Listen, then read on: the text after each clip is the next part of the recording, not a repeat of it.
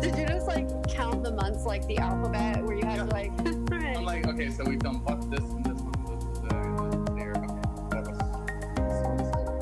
was so excited. for your mask, or your outfit, or Because these photos like need to be shared with the world, first of all. And also, I feel like whoever made this mask fully needs an endorsement because it's amazing. And also, I feel like you should get another free mask. Maybe one a little bigger to fit my giant stop sign face. But I like it. This is a little like cutting in her hair. It's like that. It's big. And a big face. I'm very proud of it. I love it. I think we're live now. Ooh, we are. Where? Start, watch, party. This is like the hardest part. No, I'm not even on. So please. Right, here we go. Every time. What's The mission here. Blah, blah, blah, blah, blah.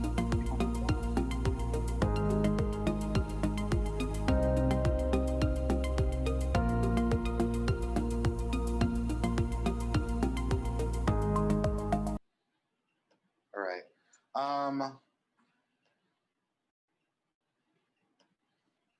What are you doing? Oh, trying to share this thing without cussing. Why?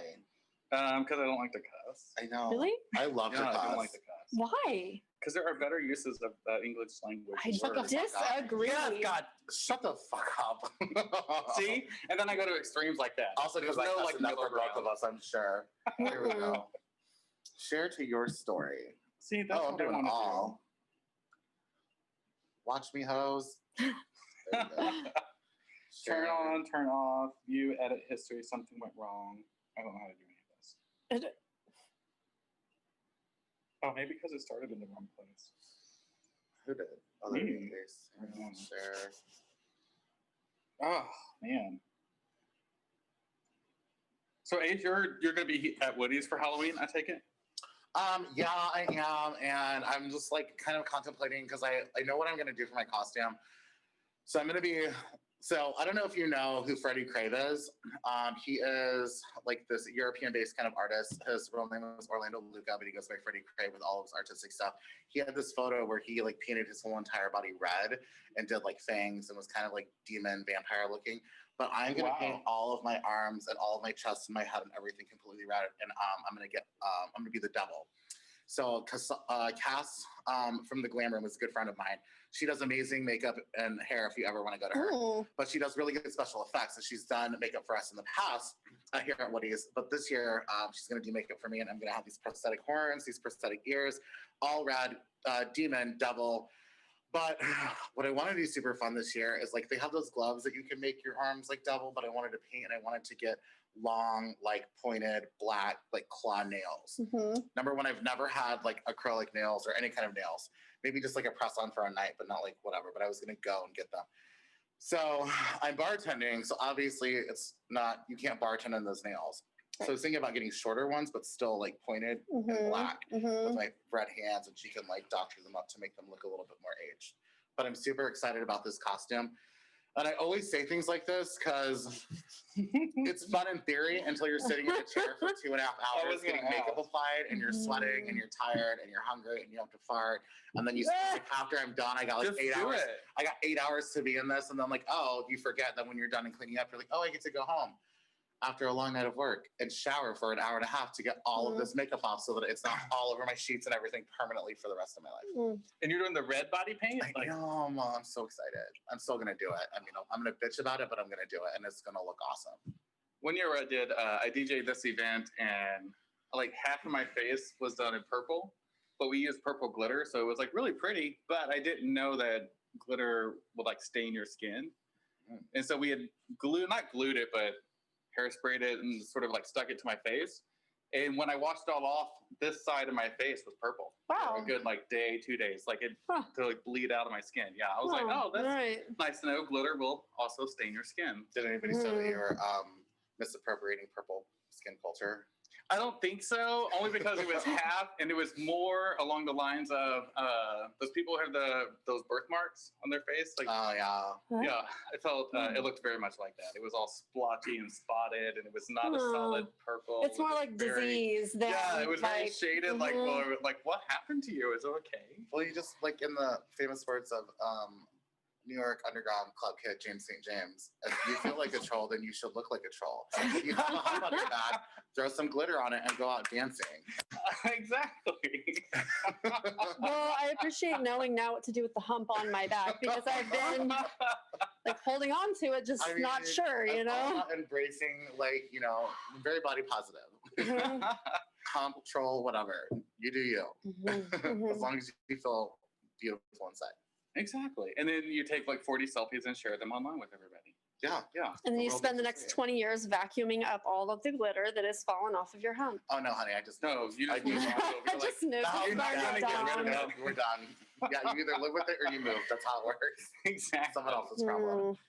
Well, I want to tune in or chime into where we are right on Unboxed because we are live. I want to do introductions, and then we're going to play a couple of games that we have, and we also are going to do some psychic readings. So that should be a lot of fun as we go into our Halloween weekend. So I'm Wes with KC Care. I'm Ace from Woody's KC. And I'm Steffany from a lot of different places. KU, MU, and also, you know, like the woods, witchy woods. Oh, I thought you were going to say KU, MU, and FU. Oh, God, I should have. that would have been perfect. But I love all of it. Ah, It's okay. It's You had okay. me at witchy Well- from there. Yeah. We're here for some witchy. yeah. Whoever would like to roll the dice. if you Oh, wanna I'm going to roll the dice. Go for It's it. in front of me. Handle it. Relationships. Oh my gosh. Oh, We're just talking about that because you just got married. right? Yes. So happy and exciting. Congratulations on your Thank recent you. marriage. Yes. Is this your first one? I remember my Oh. first one. Just kidding. Well, I happen to teach intimate relationships at the University of Missouri. Oh, so that would make a relationship doubly interesting. But I don't think like that's a really like I love that you teach intimacy relationships, Intimate relationships. intimate relationships, but that doesn't necessarily always have to mean like sex or marriage or dating, Exactly. right? That's right. Yeah, It's all of them. You It know, definitely could- family, use some Friends. education on intimate relationships. strangers. Do you like at work? I mean, because you have your work fam, your work friends. So Mhm, those intimate mhm. relationships like you would share at work. Yeah, like I any think of we have an them. intimate relationship. Oh yeah, we do. Yeah, we've known each other and we're very close. Like, yeah, you're one of my closest friends. I feel like that's a very intimate relationship. I'd agree with that. It is. So part of the way the dice game works is you pick a number between 1 and 5. Okay, 3. Wow. I was There we Oh. go. I was ready. Now I will say this: if you're not comfortable answering a question, that's okay. We're going to ask you why. So be prepared for that. I talk about my relationships in front of hundreds of college students, so I'll probably be okay. Oh, this is even better. All right. If your partner was interested in a monogamous-ish relationship, what would you say? So- Monogamous. Monogamous-ish. Yes. So we've had this conversation. So, and I have this conversation with my students a lot about like how you decide whether to have like an open relationship or what the terms are of your relationship. So I always tell my students, and we've had the same conversation, like we set the rules and we were both in the same place that we weren't interested in that, mostly because like we have the same problem that like we barely have time for anything, let alone more than one partner. But that's not true for everyone. So like what I usually recommend is like know those terms up front and then also be flexible. If somebody changes their mind in a relationship, that's okay. You just have to be willing to problem solve and set new terms. So like if my partner said that, I would first ask questions, like tell me more about what you're looking for. Like what is it that you are hoping to get more of or different of that you're not getting right now? If I wasn't down with that, I would want to find ways of meeting her needs without like telling her what she can and can't do, you know, like, Yeah. but mostly I would just get curious about what she was feeling. Ace. I super love that Because I think a lot of people that talk about monogamish or open relationships just equate it to sex. But just because you want to open up your relationship in some platform doesn't always equate to sex. Like maybe they're missing some kind of physical touch, like sex. Maybe they're missing intimacy. Maybe they're missing intellect. Maybe they're missing, a multitude of things that it's not just that. And I love like bringing it back and maybe, opening that conversation, setting those boundaries, and also understanding that communication that needs to happen in relationships. And I think a lot of people too, in my experience with gay culture, you'll see like guys be like, oh my God, I found the love of my life. And then like 3 months later, oh my God, I found the love of my life. I'm like, oh, how many universes do you live in where you have the love of your life? But it's like, you're not like moving forward in relationships. And I think that they get to that point where like, oh, I found someone. So like, we're good.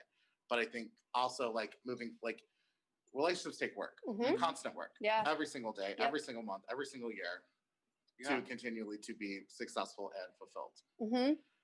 And that's coming from somebody that is divorced, but we'll ask Wes a little bit, because you've been married for I've only been divorced once. But you've been married for a long time. And you're still currently married. Yeah, we are still currently married. We've been together, 17 plus years, maybe 18 now. It's like almost my whole life. Yeah, and we've been married 5 years. Going on 5 years. Yeah, going on 5 years. Wow. Yeah. I'm sure at some point those numbers start, because now we have dual numbers now. So those will start bleeding together at some point. I'm like, I don't know, like 20 plus years, something. Yeah. We'll wait till it hit that point. Yeah. But I think I really like your direction of understanding where the other person's coming from. I like that, as opposed to how would I respond? Well, before I can respond, I need to figure out where you are and why we're doing this and what direction you want to go.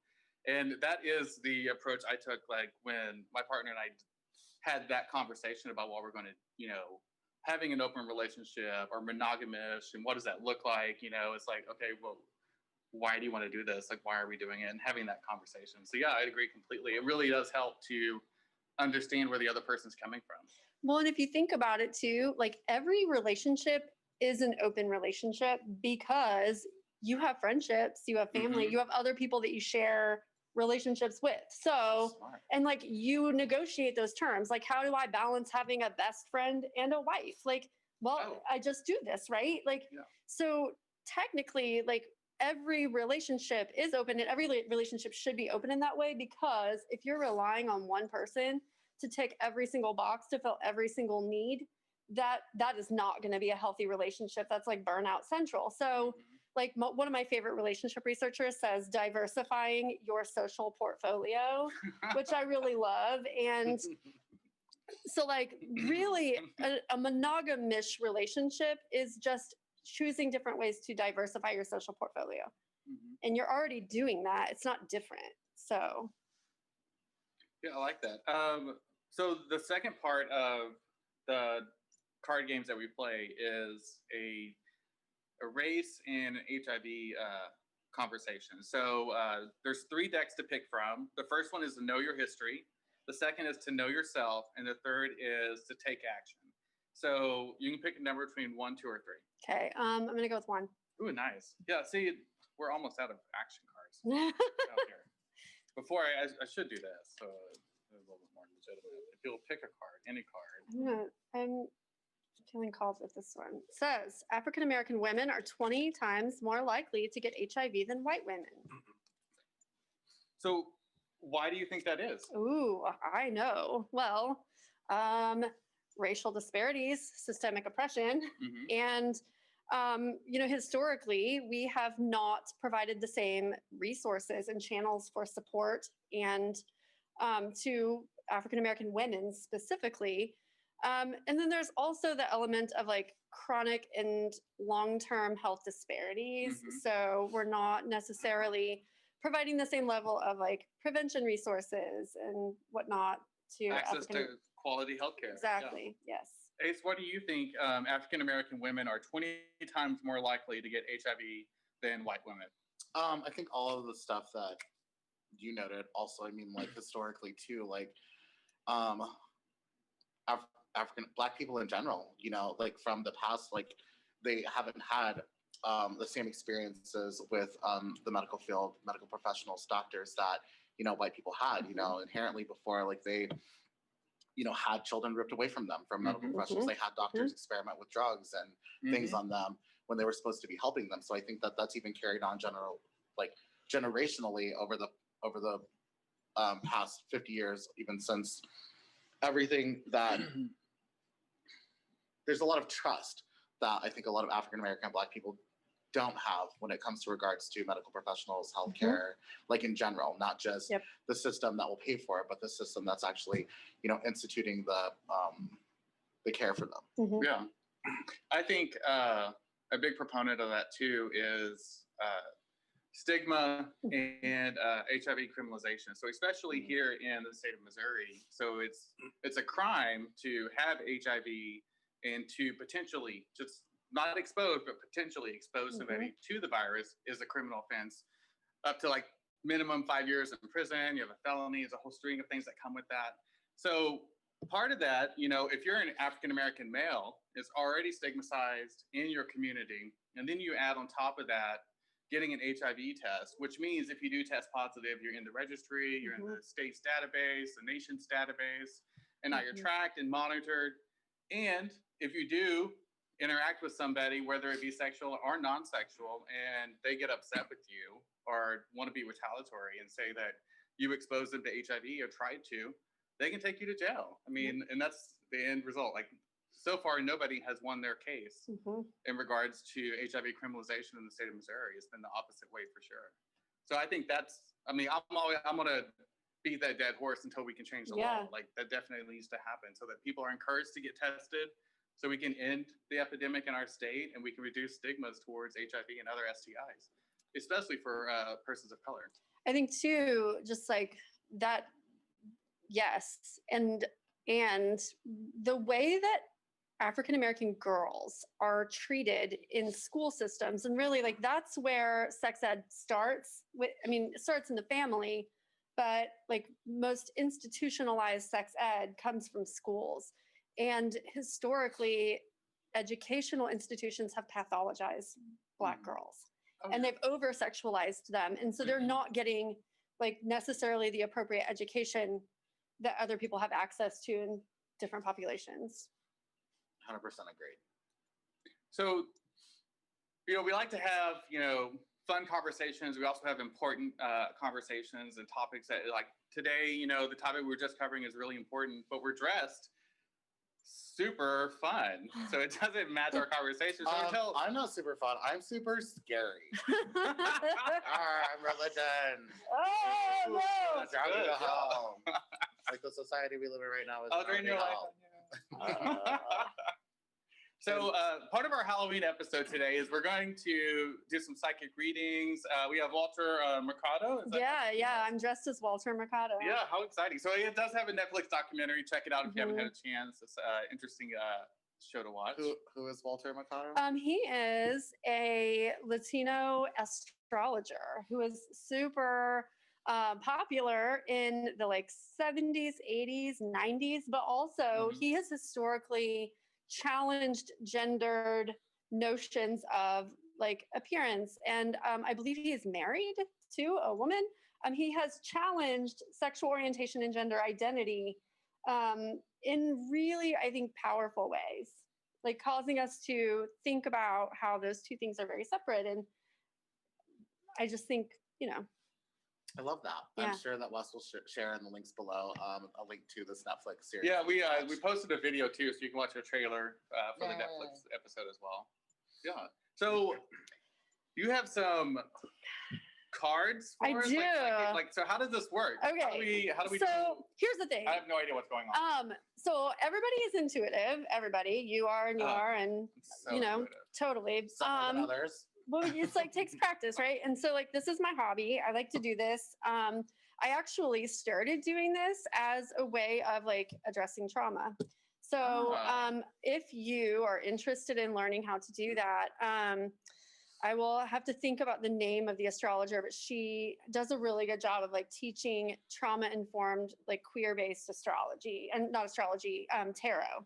And so I started doing it like that, but then like I started realizing I could read for other people, and what like cards or a pendulum, it doesn't actually matter. You don't need anything at all, but like it's always kind of fun to use like a tool to access like something just outside of yourself. And so I brought today some oracle cards, my favorite deck. And you call them horrible? These are oracle cards. Oracle. There's also tarot cards, but they're different. They're similar purposes, but just like slightly different uses and interpretations. But I always encourage people to make their own interpretations. Like, you do not have to use the like institutional definitions of what cards mean just because like white supremacy has passed that down to us. We get to create that ourselves. So that's what I like to do. Fun. So who am I reading first? Sisters first. Okay. Okay. So what I usually like to do is ask you to just like tell me what like a general question that's been resonating with you, like just something that's like tossing around in your internal tunnel, if you will. Ew, like I don't know how to respond to this. So, Hello. like, I don't know. Am I making the right decisions? So it works best if you are sort of holding an intention about something, like gaining clarity about something in particular. You don't have to ask a specific question necessarily, but like if the more information you can give, the more clear the information might be. And also, not everything is going to resonate with you or make sense to you. It might, like 5 years from now, you might wake up in the morning and be like, oh, hey, that made sense to me just now. Or it might never. But like the point is, I'm going to be throwing out a bunch of stuff and you're going to just kind of like take what you need in the moment. Okay. So, what are you ruminating on? You want me to say it out loud? Yeah. Because it's a conversation. Yeah. I've just had a lot of things happen this year. I mean, as well as everyone else. A lot of trauma and a lot of learning, a lot of unlearning. And I think like right now in the moment, I'm just really trying to focus on being present, but also I kind of want to know like if I'm moving forward and if I'm making the right decisions. So, some things that I just get a general sense of is there are no wrong decisions. There's only an array of decisions. And some of them are right. Some of them are challenging, but none of them are wrong. And you're meant to fulfill what you're doing at this very moment. So this card, it's indicating that like you might feel challenged in taking the rest that you need because you always feel like you need to be moving ahead and like ticking boxes and like charging towards a direction. But this card is encouraging you to take some respite and take some rest, that like you might have a hard time making choices that you have if you are making them in exhaustion or in crisis. So take the respite that you need so that you can really clearly see the paths ahead of you. I love that. Can I hold this? You may. Can I show everyone? Yes, you should. The Ace of Hearts, and I really love the fact that I've been having a lot of like emotional like heart things like go on, like and my name is Ace, so I feel like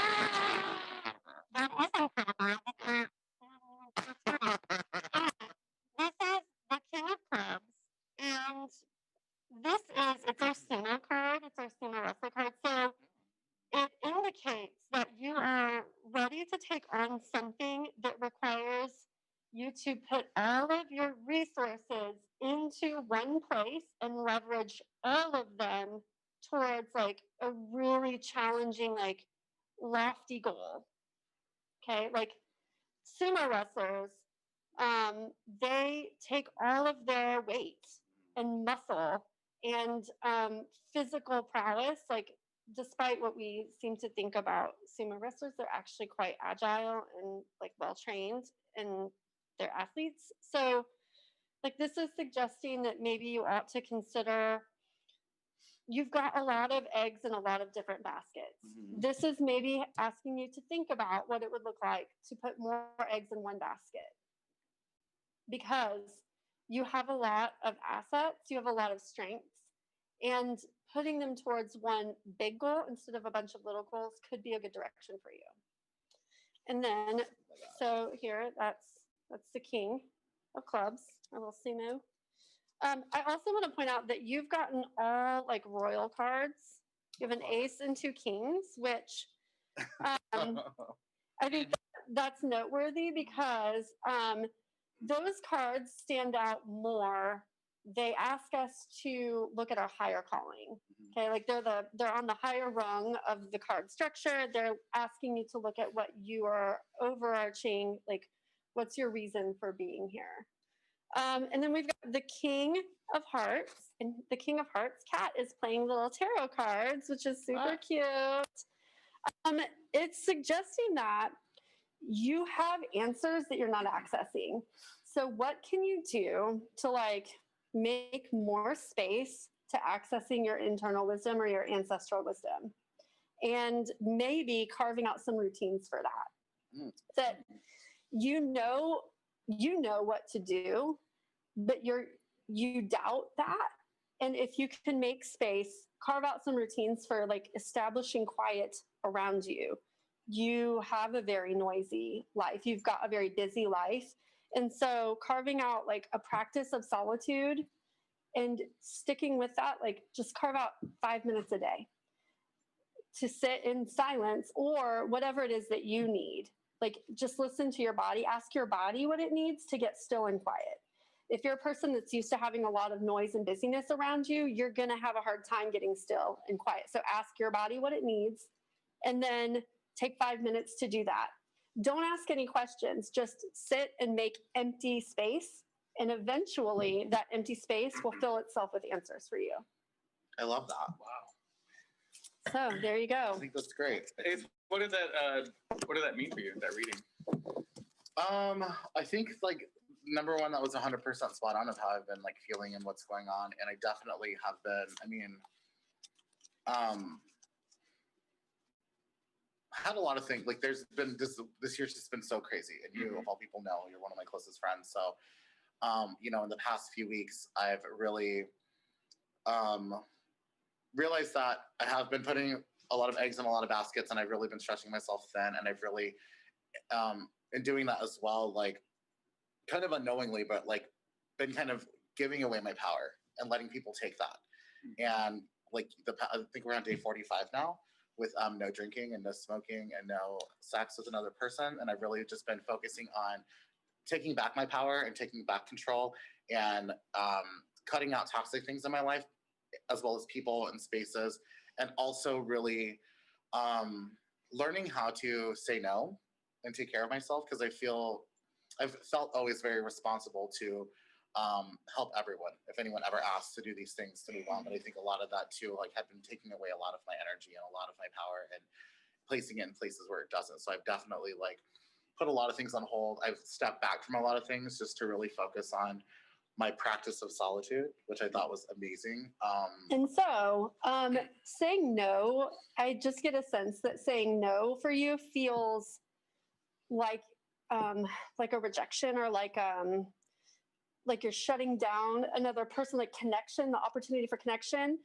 And if you need a way to reframe that, you could, instead of saying no to someone, you could say, I need to say yes to myself instead in this way. But like, I honor what you need. And that might just make it feel better. Like make it feel like more connected to what you are trying to communicate. I like that. I think that's definitely a great takeaway.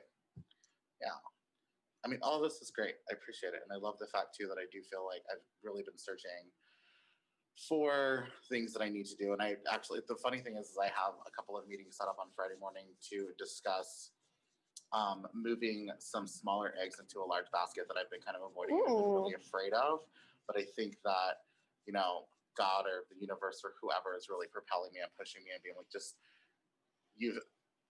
I've definitely lived my life on gambling and leaps of faith and things like that. Like, and I always wanted to be like, yeah, throw it on and let's do it and see what happens. I've always been that person to jump first. Mm-hmm. And the universe, I think, is just now telling me like,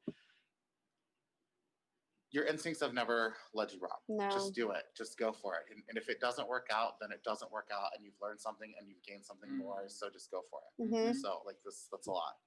And also, like, queer folks have been told their whole lives that there's something wrong with them or the way that they think isn't right. And so, like, when we've been gaslit our whole lives, we have to work harder to like focus on our own intuition and believe ourselves. And so like going with your gut is always a good rule of thumb, because otherwise you open it up to like other narratives that don't belong to you. What are some good tools that you think would be beneficial for somebody to work through that narrative that you've been told, or the way that you've been? Yeah, so I think it's can't think right, or your ideas are bad because you're gay. It's like getting curious about the source of what you're thinking. Okay. And so like I always like to follow a rabbit trail. Like if I'm thinking something, I think, okay, where did that come from? Let me try to like search for the little seed of that. And I just continue to like ask myself questions like, okay, so where did that come from? Oh, that might have come from this person. And, you know, then where did it come from with that person? Oh, it probably came from this. And like, if you follow the trail long enough, what you can start to do is just parcel apart what's yours and what's everyone else's. And this is just like a good practice for everyday self-care anyway. Yeah. Like I'm having a feeling or a thought. Where did that come from? Is it mine? Or is it someone else's that they're giving to me, that they're trying to hand to me? And you can say no thank you to that. And so just like getting into that practice of like trying to parcel that apart and say no thank you to other people's narratives that don't belong to you. There's author and I guess spiritual guide, Eckhart Tolle, talks about that in knowing yourself and identifying who the self is. Yeah. Who is the you in you? And that's part of the way of doing that is like parsing out your ideas and your thoughts and feelings and being like, wait, where did that feeling come from? Because it comes from somewhere within you. And isolating that is also like one of the first steps, you know, of mindfulness, like being able to like be present in the moment and aware and conscious right now. And that's part of doing that, like identifying who you are and being part of yourself. It's true. And also like a lot of modern day psychotherapy is built on that premise too. Like cognitive behavioral therapy, dialectical behavioral therapy, like it's all built on that, like identifying the source of the nugget. Yeah. You know, and where the narratives came from and parceling apart what is yours and what isn't.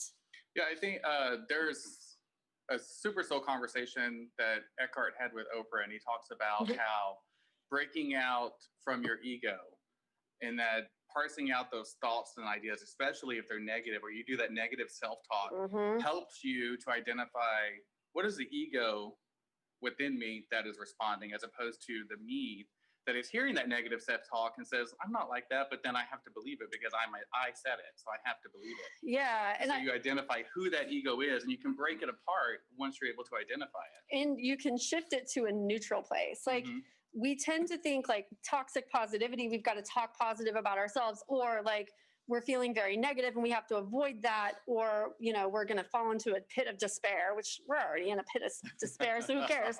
2020. But like searching for a place of neutrality. So if you're feeling like, I don't want to say no because I feel very strongly, I'm empathizing with that person, you can start to work towards a place of like, I'm going to say yes to myself, and I'm going to affirm that person is in a place of needing support, and we can do both. It's not mutually exclusive. Or if I have to say no, it's okay because other people will understand. And if other people don't understand, then maybe they weren't worthy of the energy I was going to hand over anyway. And like just like searching for that neutral place can really help. That's powerful. Yeah. Okay, I'm ready for my question. All right. Let's do it. Yay. Oh, I have to set an intention, a question. I would, you know, we've been down this road. We have been down this road. With me trying to come up with a question. Yeah. I was like cornered in the room, like, tell me your question. Well, and it's because you're like all kinds of Virgo. And so you can't think about this without literally like writing a dissertation in your head about it. Yeah, so that's for every question. I'm like, all right, well, I already solved that one. Okay, let's answer that one. Yeah. Okay, so are you thinking, like, what is the thing that you've been resonating on, that you've been, like, maybe feeling at a crossroads with or doubting your path?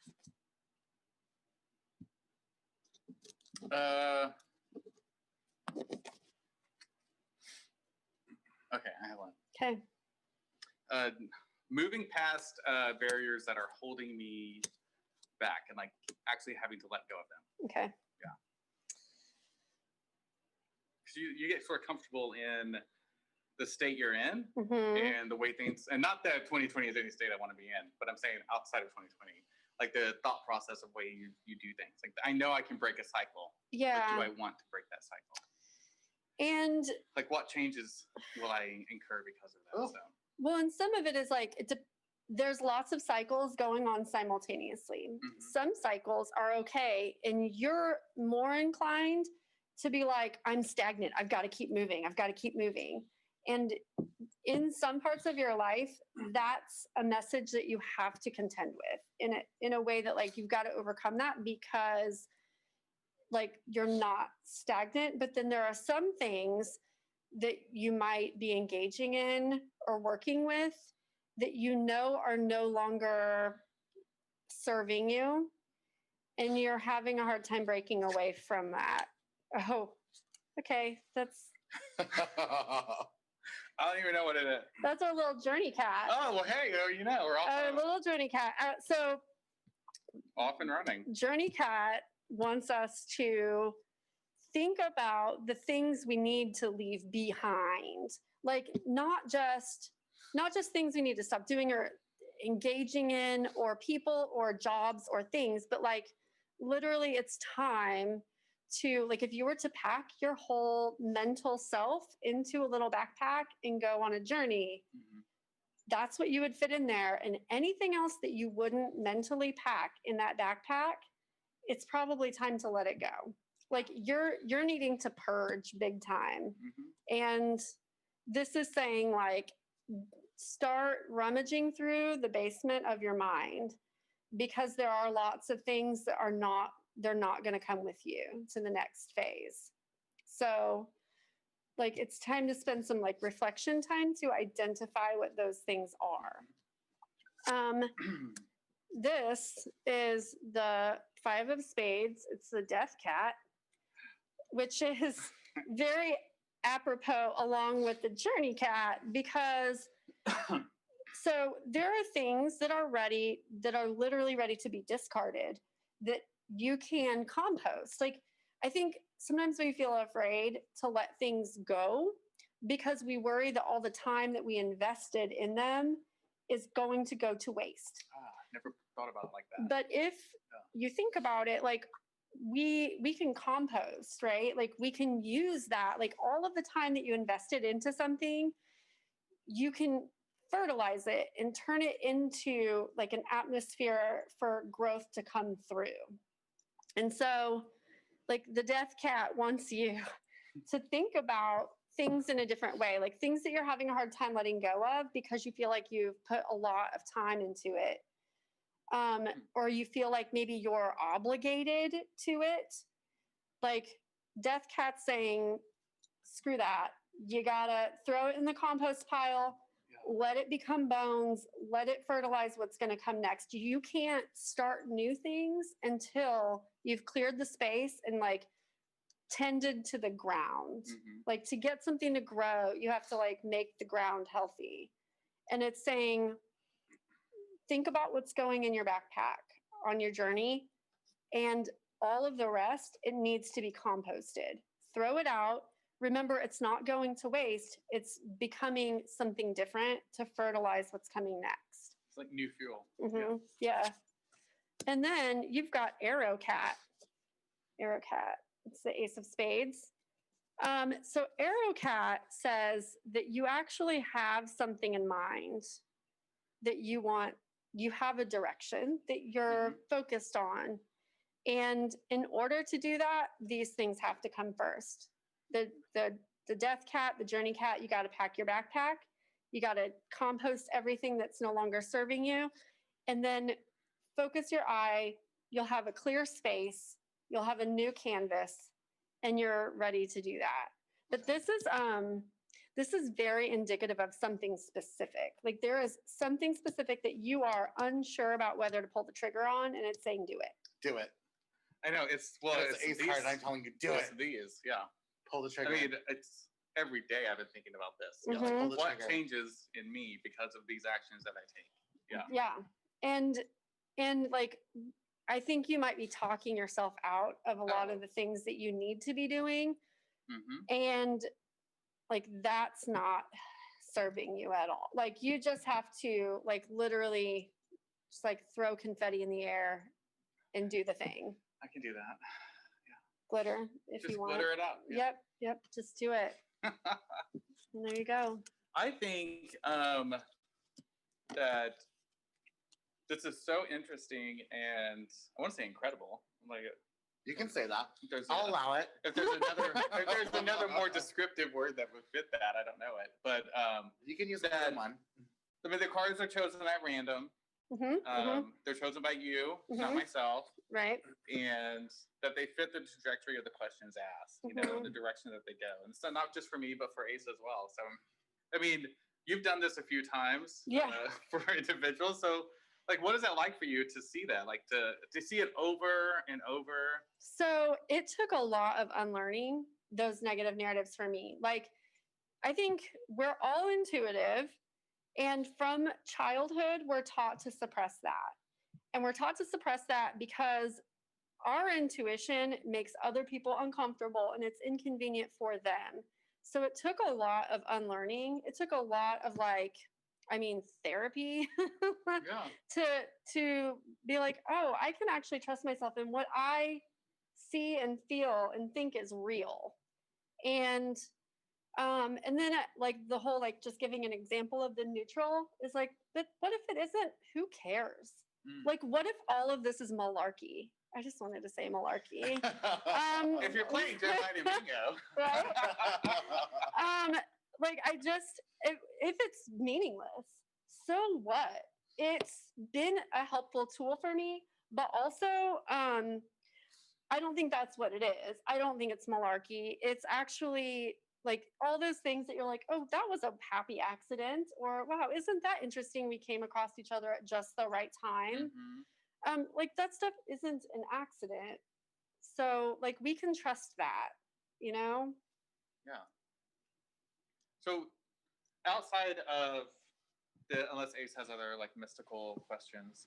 I was just thinking about how I really wish I was wearing like a purple wig right now. And I don't know why I was thinking that, but I feel like that's the journey that I wanted to take in this conversation. I should have taken it. But, See, your intuition was telling you. And also, like, malarkey is just, you know, if you gain something from it and it's not hurting anybody, then what does it matter if it's real to you or real to 20 people or real to 80 people? If it helps you, it helps you. Exactly. And I think that's the important thing. And I think learning to trust yourself, and like what you just said, you had to go through a bunch of unlearning, and like that's something that I feel like I've been going through just the past, like, I don't know, maybe year and a half too, because of like living in this environment and this city, and it takes a toll on me, it being so traditional and conservative, you know, and coming from small town America, but growing up with my father, who definitely like fostered me to be responsible, but also fostered me to trust my instincts and to do those things. And then to sometimes be put in an environment like now where I'm having to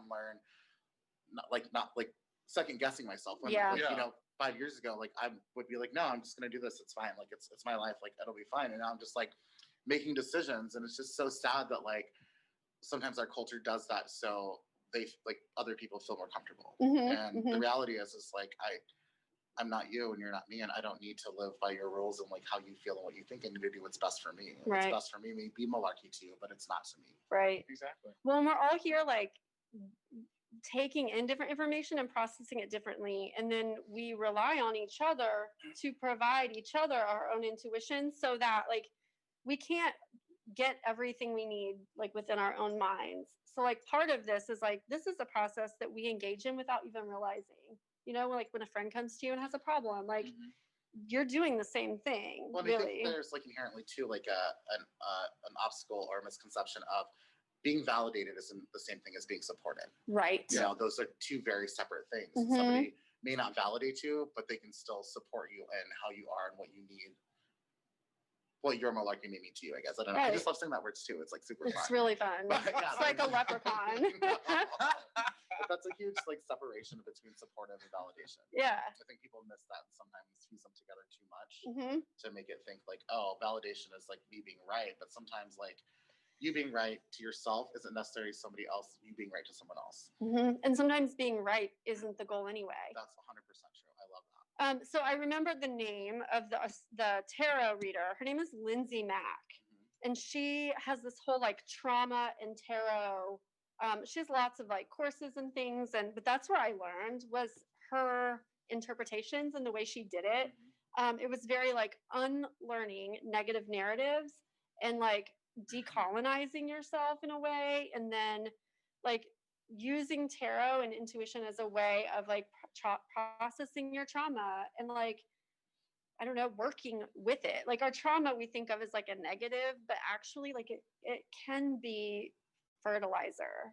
You know? Well, yeah, you want to recycle it. I mean, right? Like it can. And trauma is the shits, I guess. Yeah. But also, I don't believe in that like trauma grit like resilience bullshit. Like to me that's pathologizing, and it's like a way for like white supremacy culture to get off the hook for all the ways that they wronged us. No accountability. Right. But I like, also think a lot of people use that as like they weaponize it. I think a lot of sure people they do. use that to even weaponize against themselves to like fall back into bad behaviors and like have that validated because of trauma, because of this. No, that's not real. Yeah, right. But we can become like comfortable with our trauma. We can learn to work with it instead of working against it, and that's what her tarot classes were teaching. So. That is so. Is it like were the YouTube videos? Or? No, she like so. It used to be called Tarot for the Wild Soul. It might be called Wild Soul Tarot now. But her name is Lindsay Mack, and she has a podcast that I've listened to for a long time. I don't anymore because I'm just like sometimes we need tools and sometimes we don't. But I just her interpretations. I had stayed away from tarot for a very long time because I thought the interpretations were very negative, and it's like the last thing I need is one more negative thing coming at me from things like a piece of paper. Like I don't need to harm myself in a way. Like me too. Right. Like this isn't. I don't need that. Like I don't want to be like dreading what cards are coming up. And her interpretations have flipped all of that on its head. And it's like instead of like, so she doesn't deal with reversals. She looks at like cards that are reversed usually have a negative connotation with more traditional meanings, but she looks at as just like two sides of a coin. And so like whenever I look at a card, I use that approach to like both sides of it. Like it's not positive or negative. It's like kind of the culmination of all of those things. So, and that's just more like I think of a kind and gentle and like healing way of doing this work. Yeah. Well, it makes it more approachable. Like you feel a little bit more at ease, like taking or participating in the process for it. And it's something that someone can do on their own. You don't have to have someone else do it with you. No, yeah, you can totally do it on your own. In fact, like I encourage people to do that because it's just like a really useful way of getting to know yourself. So with this, like in the past, this is like years ago when I bought like a tarot. Like it comes with a tarot book and it tells you like, what the cards mean and stuff like that. So I would think it has the same kind of setup with those cards. Like there would be a book, so you can sort of like translate what the card means if you don't know. So yeah, and I always say throw those books out right away. Like do not. First of all, I mean, maybe the book is helpful. I don't know. Read the book if you want, but just take it with a grain of salt and know that like you're allowed to look at something and decide what it means to you. You're allowed to like, we don't need a teacher for this. Like, this is not something, it's not like, you know, the Pope where you got to like pass it down and ordain people and blah, blah, blah. Like, is that how you ordain people? Like, I don't with your very aggressive pointing finger? It's too much like tapping. Yeah, it's like, this is how you do it. Are we finger dancing? Yes. I don't know what we're doing.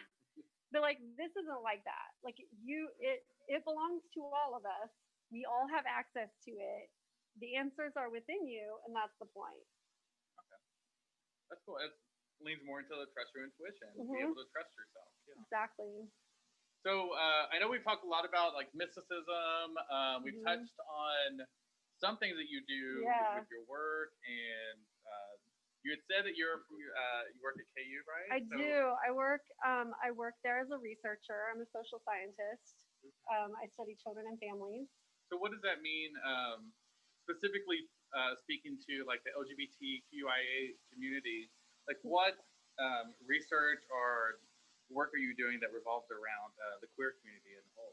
So right now, part of what I'm doing at KU is starting to take we've been doing a story collection for the state of Kansas, like just trying to collect stories from families and figure out like how they're doing, not how they're doing, but like what are the conditions under which they are existing right now, so that we can take that information and translate it to the governor, to the children's cabinet, to key stakeholders in the state policymakers.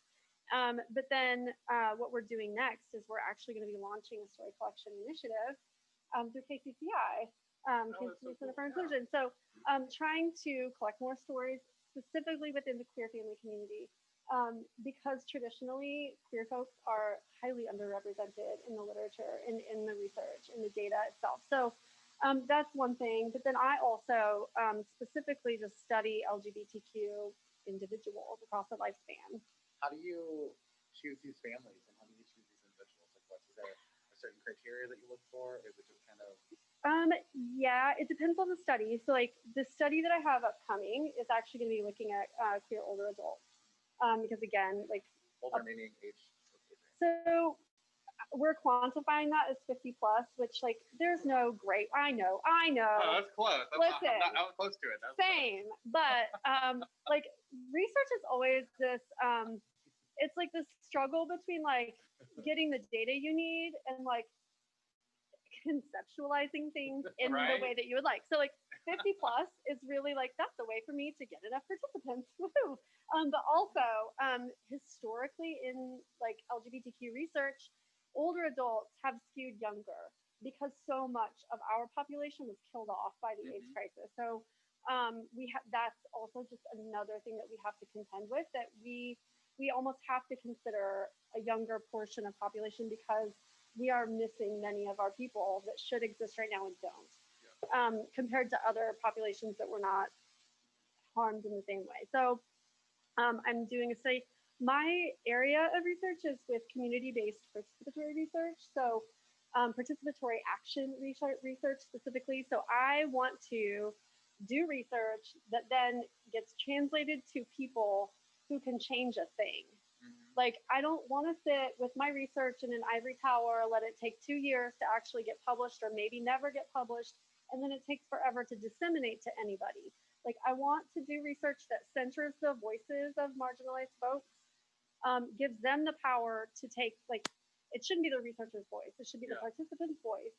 And so, like, doing work that amplifies the voices that need to be heard, that are underheard already, and then research that is directly translated into action immediately. So I'm going to be conducting a photo voice study, which photo voice is like a way of using photos to express your lived experience. And so then those photos will be used to expose LGBTQ and aging professionals, like service providers, to the photos so that they could actually like maybe feel a thing instead of just reading about like this is how people are affected.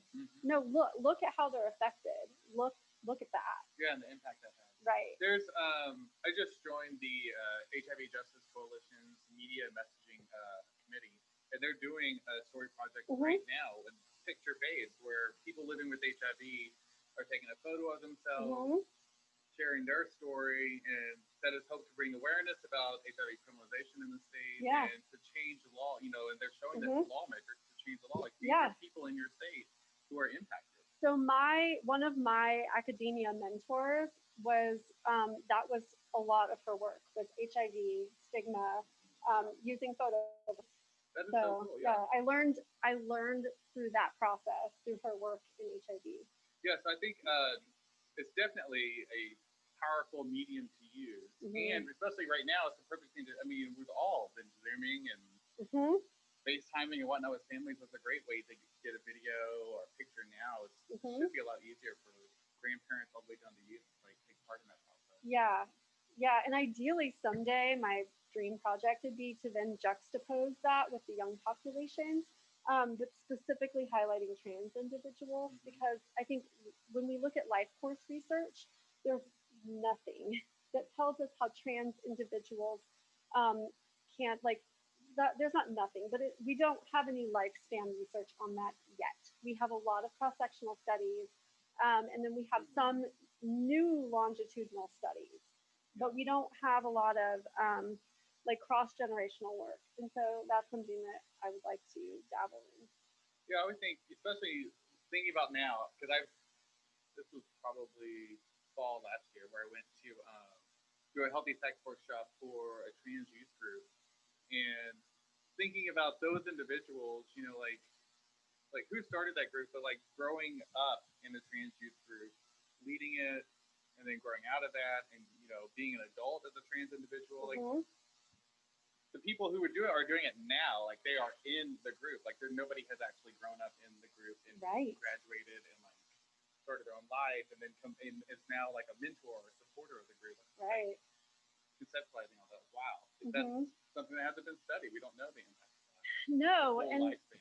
And something that I really want to expose is like the systematic life course impact of discrimination, stigma, marginalization. And this has been shown in several studies, but like really listening to the lived experiences of the older folks in our community who have lived through a lot of different things, but also people who felt like they couldn't come out for most of their lives. And how, like, what were the implications of that? And how can we not do the same thing with our children? Yeah, how do you share that story? Right. And change policy with it, right? Like change practice, like the way that we deal with children. Whew. Yeah. I keep like sticking on that change policy, like that's the hardest one. Yeah, but you have a queer member of the community and government for the state of Kansas, right? You have representatives, you have your governor. Yeah. So there is, I mean, you would think a big potential for policy change. Yeah, but then like those in power. Following the seed, we don't realize how pervasive it is. So like just thinking about LGBTQ youth in the foster care system, how they are overrepresented, how does that happen in the first place? It's because LGBTQ youth are more likely to be abused and removed from their homes. Okay. So something that I do specifically at KU is working like child neglect and prevention, child neglect prevention. And so looking at like, how could we actually change available resources for those parents before it gets to that point? Or how could we normalize being a queer child so that parents aren't contending with the level of stigma? Like there's just so many little things that we could do. Right, and the child won't be forced into a foster care system. They won't be forced to, like when they're 18 and graduate out of that system. Where do they go? What do they do? They have no family support to fall back on. Well, and that's like, I mean, that's a whole different ball of wax. Like the child welfare system, just like the criminal justice system, it needs to be abolished. And like, and queer children are disproportionately harmed by systems of surveillance. And then POC queer children even more. Yep. There is like all things with, you know, when we're unpacking or unboxing, as you know, we picked our name for the show. There are big things happening that need to have structural change in our community, and you know, all we can do is tap that resource and hope to inspire others to act on it, to engage in those conversations, and to look deeper into what impact can you have in your community, what change can you make happen, and how can you be a better person tomorrow. Yeah. So thank you for joining us, doing some card readings, bringing some levity to our conversations. As we continue on, just remember everybody, stay safe, stay masked, and get tested? I don't know. For what? Oh, for, usually we'll say HIV. I'm like, get tested for everything. Like, it's great that you know your HIV status, but when was the last time you had an STI test for gonorrhea, chlamydia, syphilis, which is we're back in a syphilis epidemic of all things in a pandemic in our KC metro area? Like, get tested, people. Like, only one way to stop the spread, and that's to know. And if you're worried about knowing, then that's something that you need to explore within yourself. And so if you're finding it hard to go get tested, start to get curious about that. Mm-hmm. What is the thing that's holding you back? And how can you unpack that a little? Exactly. Where can people find out more about your story project and how to contribute if they would, or they know somebody to contribute? So information is forthcoming. I've got several things in the works. So Kansas City Center for Inclusion is probably going to be the easiest place to find out more. But also stay tuned. I have another project in the works regarding queer youth, and that is called the Kansas City Family Justice Collective. And so stay tuned for more of that as well. I love it. In fact, I can share some links with you. Oh yeah, we can post them below this video. They'll be like right there. Here? Awesome. No, like right there. Like down on the other side of the table. Yeah. Ace, is there anything fun, Halloweeny things happening this weekend? I think you might have a plug. Yeah, well, one thing I heard that Missy Beast is opening. They're doing a soft open on Thursday. Yeah, I'm really excited for them. I hope that they are, practicing their social distancing and their PPE measures for, Kansas City Public Health Department, CDC, and I hope they're keeping everyone safe. I'm really excited. I know that there's been, a lot of staff there that have been without work, and I'm happy that another queer space is coming back so that people can feel more comfortable. And also here this weekend, what's today? Wednesday? Well, karaoke tonight. Tomorrow we have Throw It Thursdays with DJ Sir Queen and a few of his friends. Friday night it's me and Daniel, and then Saturday we're gonna have our Demon Disco night with new house DJ playing disco music all night. We'll have Felicia D. Queen as our host with Brett Cheyenne and Beans doing a costume contest, handing out cash prizes to first and second place. You can enter as a group, as a single, as a double, triple, thruple, everything. Ooh, thruple. Yeah. This was a really interesting topic today, and I'm really happy that you came. I'm really excited that I met you. You're amazing. And I feel like I have been chewing on a few things since my own reading, and I love it because this is probably the second show in a row where I've unboxed stuff on the show, and I feel like I have a little bit of unboxing to do when we get done. But I'm really excited about. Yeah. Well, I'm here if you need more help with your unboxing. I'm sure Wes will have all the links below. If anybody has any comments even later, we will answer any questions. If you know anyone, or if you're interested in ever becoming a guest on our show, or if you have a really fun place that you would like us to shoot at, that would be great as well. You can leave some comments or direct message Unboxed. And be sure to follow Woody's KC to see all the amazing things that we're doing. We've also actually just added a couple of new staff members. Oh yeah, you did. Yeah, we started yesterday, so I'm excited for that as well. I'm excited that people are getting jobs and staying employed. Yeah. Thanks, Woody's. All right, everybody. Enjoy your Halloween. Stay safe out there, and we look forward to seeing y'all next week. Yay! Bye, y'all. Bye. Thanks for watching. We'll see you later. Call me.